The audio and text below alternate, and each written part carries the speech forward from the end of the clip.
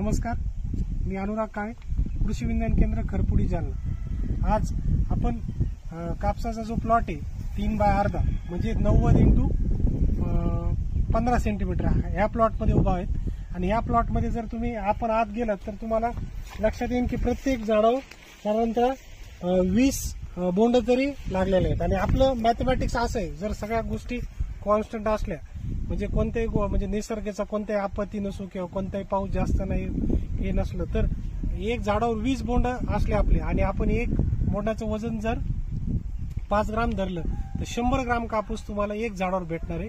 आणि एकरी 3 बाय अर्धा मध्ये झाडाची संख्या तुमची 30,000 असते तर एकरी तुम्हाला एक 25 ते 30 क्विंटल पर्यंत कापूस होऊ शकतो। जर तुम्हाला 3 बाय अर्धा कापूस जर सक्सेस करायचा असेल तर त्यासाठी तुमचे लागवडीचं अंतर 3 बाय अर्धा ठेवणं गरजेचं आहे। त्याचप्रमाणे तुम्हाला जे व्हरायटी आहेत ते व्हरायटी सरळ वाढणारे व्हरायटी तुम्हाला चूज करणं गरजेचं आहे। त्याचप्रमाणे 40 ते 45 दिवसाला तुम्हाला मेपेक्वाइट क्लोराइड चमत्कारचा स्प्रे घेणं गरजेचं आहे आणि गळ फांद्या सुद्धा काढणं गरजेचं आहे। आणि शेवटी एक 90 दिवसाला तुम्ही जर डी टॉपिंग केली म्हणजे शेडने खोडले तर तुम्हाला नक्कीच या दृष्टीने तुम्हाला उत्पन्न यामध्ये राहू शकतं।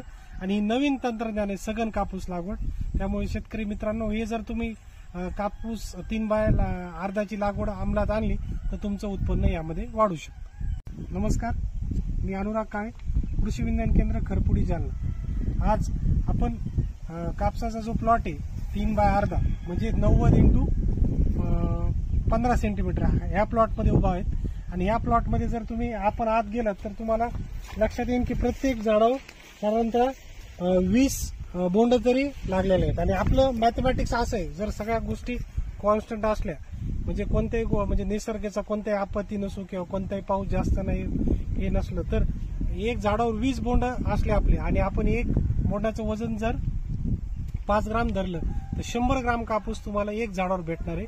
आणि एकरी 3 बाय अर्धा मध्ये झाडाची संख्या तुमची 30,000 असते तर एकरी तुम्हाला एक 25 ते 30 क्विंटल पर्यंत कापूस होऊ शकतो।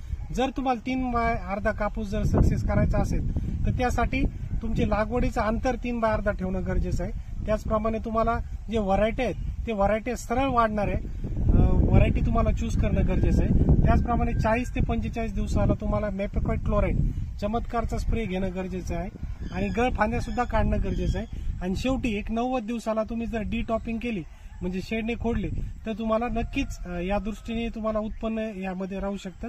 आणि नवीन तंत्रज्ञान आहे सघन कापूस लागवड, त्यामुळे शेतकरी मित्रांनो हे जर तुम्ही कापूस 3 बाय अर्धाची लागवड अंमलात आणली तर तुमचं उत्पन्न यामध्ये वाढू शकतं।